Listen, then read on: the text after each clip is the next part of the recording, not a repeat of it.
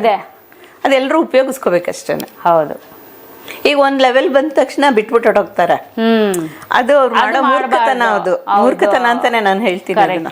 Parents ಒಂದ್ level ಬಂತು ನನ್ ಮಗಳು ಅಂದ್ಬಿಟ್ಟು ಬಿಟ್ಟೋದ್ರೆ ಅವ್ರಿಗೆ ಲಾಸ್. ಅದು ಅದೇ ಕಂಟಿನ್ಯೂ ಮಾಡ್ಕೊಂಡು ಹೋದ್ರೇನೆ ಅವರು ಒಂದ್ ಲೆವೆಲ್ ರೀಚ್ ಆಗಕ್ ಆಗೋದು. ಅಲ್ಲ, ಇಲ್ದಿದ್ರೆ ಸೇರ್ಸೋ ಅಗತ್ಯನೇ ಇರಲ್ಲ. ಹೌದು. ಆ ಒಂದ್ ಲೆವೆಲ್ ದಾಟ್ಬೇಕು ಮಕ್ಕಳು. ಹೌದು. ಅದಕ್ಕೆ ಪೇರೆಂಟ್ಸ್ ಸಪೋರ್ಟ್ ಬೇಕು.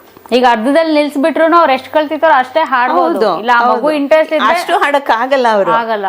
ನೀವು ಬರೀ ಏನೇ ಗೈಡೆಡ್ ವಿಡಿಯೋ ಕಳ್ಸಿ ಏನೇ ಇದ್ರು ಅವ್ರ ಹತ್ರ ಎಷ್ಟೇ ಇದ್ರೂನು ಅದನ್ನ ನೋಡ್ಕೊಂಡು ಹಾಡಕ್ಕಾಗಲ್ಲ. ಗುರು ಬೇಕೇ ಬೇಕು. ಹೌದು ಹೌದು, ಅದು ನಿಜ. ಯಾಕಂದ್ರೆ ಖಂಡಿತ ಯೂಟ್ಯೂಬ್ ಅಲ್ಲಿ ನೋಡ್ಕೊಂಡು ಇಲ್ಲ ಎಲ್ಲೋ ನೋಡ್ಕೊಂಡು ಹಾಡ್ಬೋದು. ಅದು ಬ್ಯಾಕ್ ಗ್ರೌಂಡ್ ಇದ್ರೆ. ಕರೆಕ್ಟ್. ಇಲ್ದಿರೆ ಹಂಗೆ ಮಾಡ್ತೀನಿ ಅನ್ನೋದು ಕಷ್ಟ. ಅಲ್ಲ, ಬ್ಯಾಕ್ ಗ್ರೌಂಡ್ ಇದ್ರು ಮನೇಲಿ ಗುರು ಅಂತ ಇರ್ಬೇಕು. ಬೇಕು. ಯಾರಾದ್ರೂ ತಾತ ಅಜ್ಜಿ ಯಾರಾದ್ರೂ ಕಲ್ತಿದ್ರೆ ಅವ್ರು ಗೈಡ್ ಮಾಡಿದ್ರೇನೆ ಆ ಮಗು. ಈಗ ನಾವು ನೋಡ್ತಾ ಇದೀವಿ ಟಿವಿಯಲ್ಲಿ ಚಿಕ್ಕ ಒಂದ್ 2 ವರ್ಷ ಮಗು, 3 ವರ್ಷದ ಮಗು ಎಲ್ಲ ಹಾಡ್ತಾ ಇದೆ. ಅದು ಹೇಗೆ ಅಂದ್ರೆ ಇವಾಗ ಸ್ವರ ಜ್ಞಾನ ಅದೆಲ್ಲ ಇರ್ಬೇಕು, ಕಲ್ತಾಗ ಹಾಡಕ್ ಆಗೋದು.